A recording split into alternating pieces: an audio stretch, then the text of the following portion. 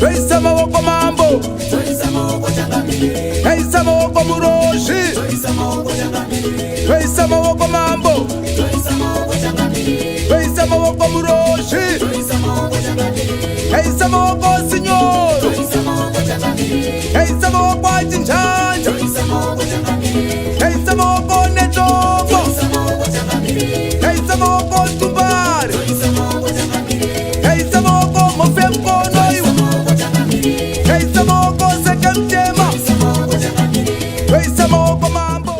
I welcome you all to this 366th session of the Politburo.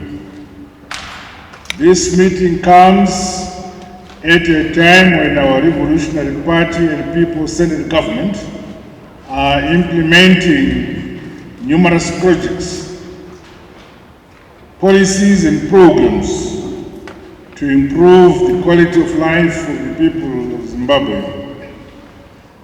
The preparations for the Central Committee elections and the holding of the 7th National People's Congress are equally gathering momentum.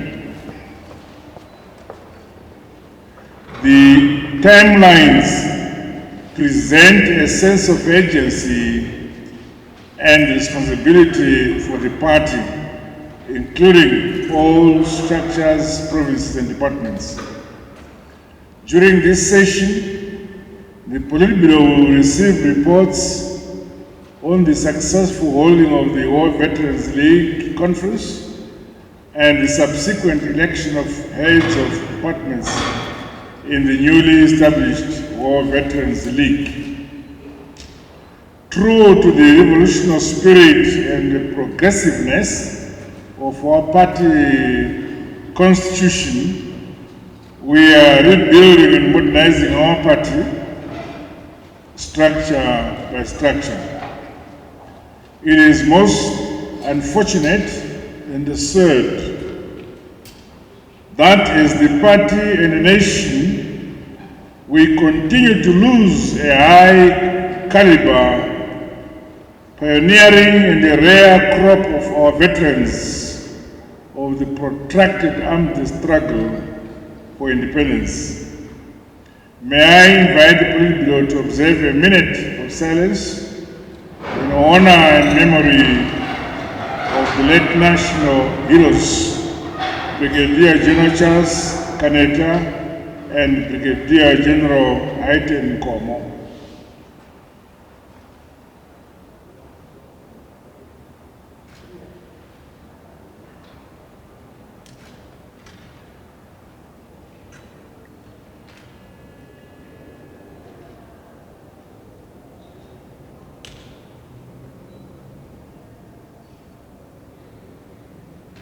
Thank you very much. You may be seated.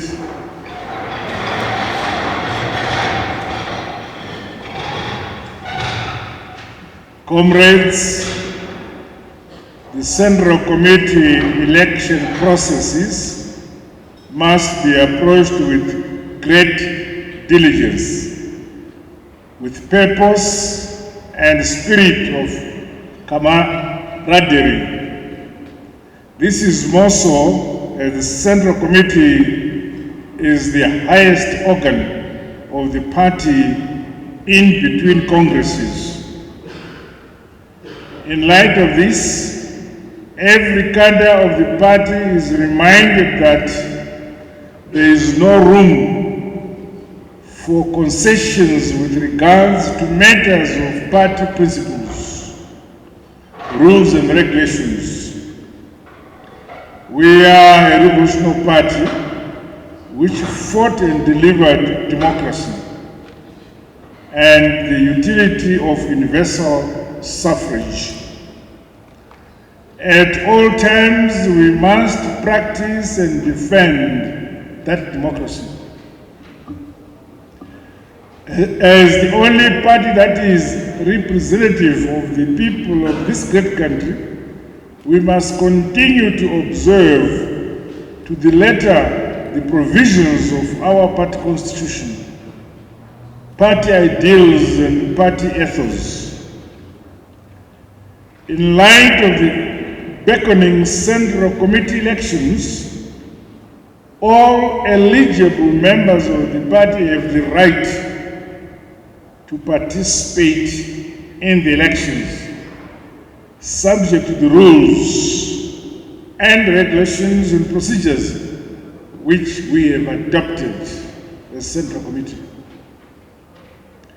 I therefore call upon the relevant party departments and National Elections Directorate to ensure that the rules and regulations are well clarified, explained, understood, and most importantly, adhered to.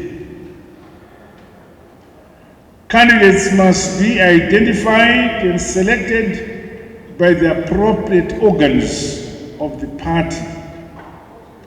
There is no room for chicanery of whatever nature or form.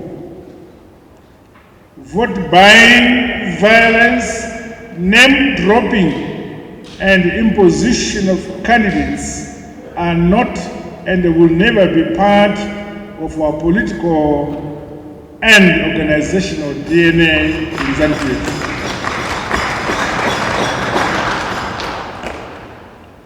As we seek and strive to serve our party and our country at every level, the values of unwavering patriotism, loyalty, sacrifice, honesty, and probity, among others, must be the anchor of our activities. These are the very principles that help grow and mobilize many into our ruling revolutionary party ZANU-PF. The Commissariat Department, leadership of Midlands, Mashon Central, and Manicaland provinces are all congratulated for the manner in which my recent engagements with the grassroots in those provinces were well organized.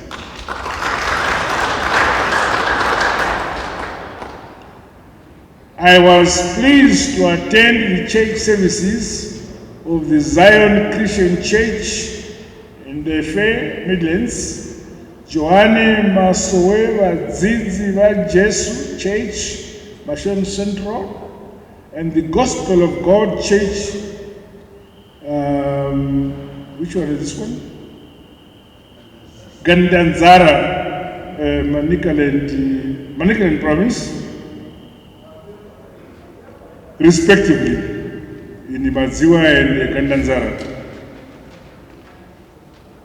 During the annual gatherings of these particular churches. Last week, I also had an opportunity to engage with our party membership in Mashon West Province in Chinoy. In addition, I commend our party structures in the diaspora, particularly in the United States of America and Canada, for organizing very vibrant meetings for me and my colleagues to address party structures at the sidelines of the United Nations General Assembly recently.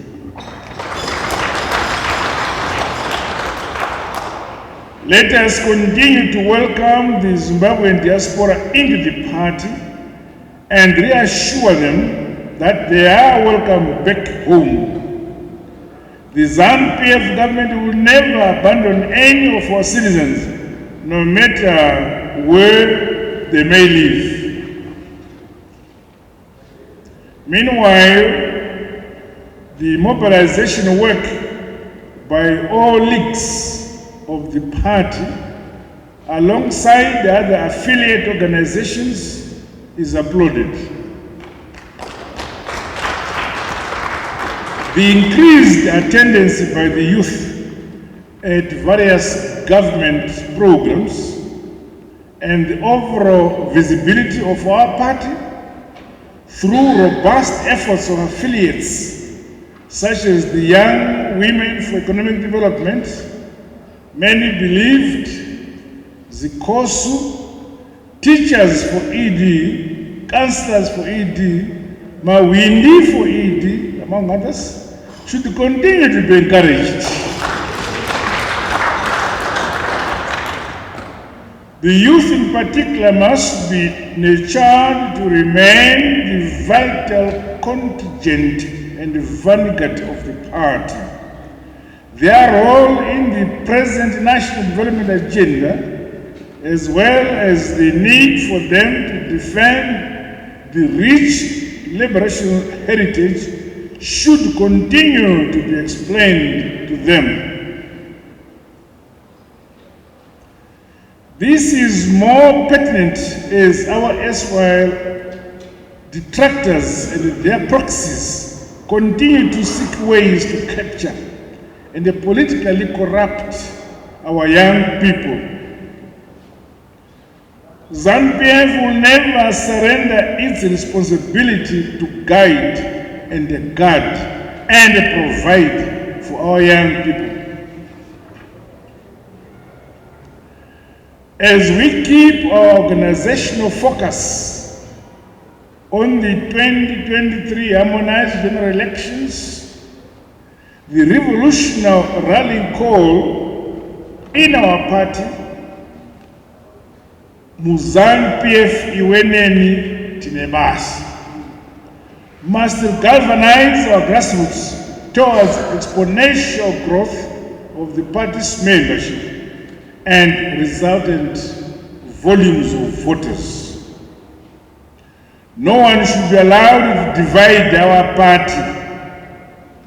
We are one, we are colossal, and we are a mass revolutionary party. Hence, every wing of the party, affiliate organizations, and indeed any member is directed to work as such. Together in unity from the village, the ward, constituency, district, and the provincial level, we all shoulder the responsibility of ensuring a resounding and a thunderous victory for the party in the 2023 harmonized general elections. At the international level, it is encouraging that the ZANU-PF government and the people of Zimbabwe continue to receive immense solidarity and support in our calls for the removal of the illegal sanctions imposed on our beloved motherland.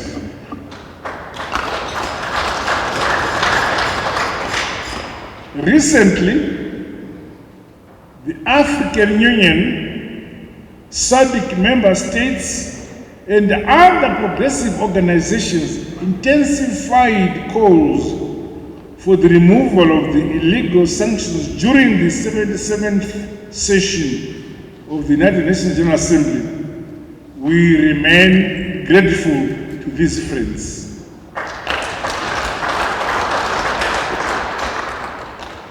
Dear comrades, facilitating and working for the well-being and the prosperity of our people and the country remains one of the party's cardinal goals. To this end, the party remains on course with regards to implementing programs and projects which will leapfrog our national economic development, leaving no place behind. I'm pleased to highlight that tomorrow I will be launching phase 1 of the integrated Dison iron and steel manufacturing plant in Manizi tomorrow. This plant is said to become one of the core drivers in the industrialization and the modernization of our economy and the biggest iron plant possibly on the continent.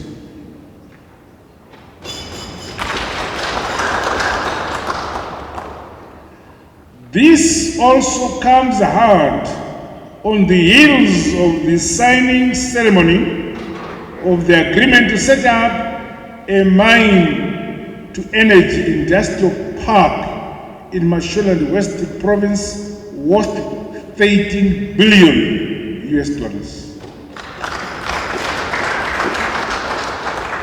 Meanwhile, the cattle fattening facilities and medicinal animal feed manufacturing plant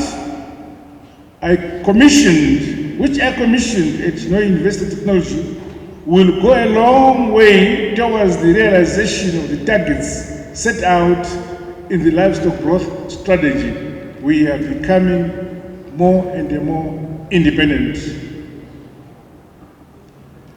In the agricultural sector, we must continue to build on the present successes to achieve self-sufficiency across all crops and increase the agricultural exports. Harvesting of the winter wheat crop has begun, and the government is making sure that payments will be done timelessly. As I've already mentioned, this wheat crop season will give us a 13-month supply of wheat.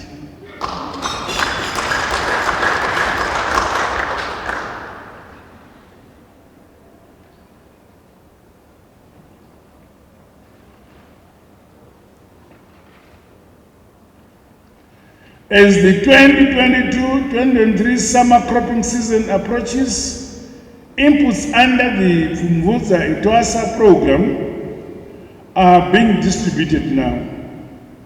Other facilities are available through our commercial banks for those farmers who faithfully pay back their loans. Our motto, production, production, and production, must continue to echo across all our party structures and the nation as a whole. Nokuti mwarakati muchadya zveziya. Production, production, production. Finally, I call upon the Politburo to remain resolute in providing sound, principled, and consistent guidance and leadership. Let us thus never shy away from making bold and sometimes uncomfortable decisions for the growth and continuous regeneration of our party. We are the only party with a revolutionary history, a people-centered agenda for the present and a vision for the future. As such, our organizational acumen, fluidity, and strategies must reflect accordingly. May I, on behalf of government and our nation, thank all the nations of the world who voted for our man, Dr. Zavazava, as the new chief in the IP, what is it called? Telecommunications. When you look at the numbers of the countries which voted us, I have no doubt most of those countries which used not to like us voted for us. So this is a result of engagement and re-engagement efforts. I'm of course fully aware which countries. As national leaders, individually and collectively, we must move in one accord. Our unity must never be tampered with. Violent and divisive elements must be denounced, exposed, and rejected. We are servants of the party and servants of the people of this great country. These are the ideals we set for ourselves from the formative stages of our armed struggle, our revolution, and our colossal mass party. I thank you, and let us now turn to our agenda.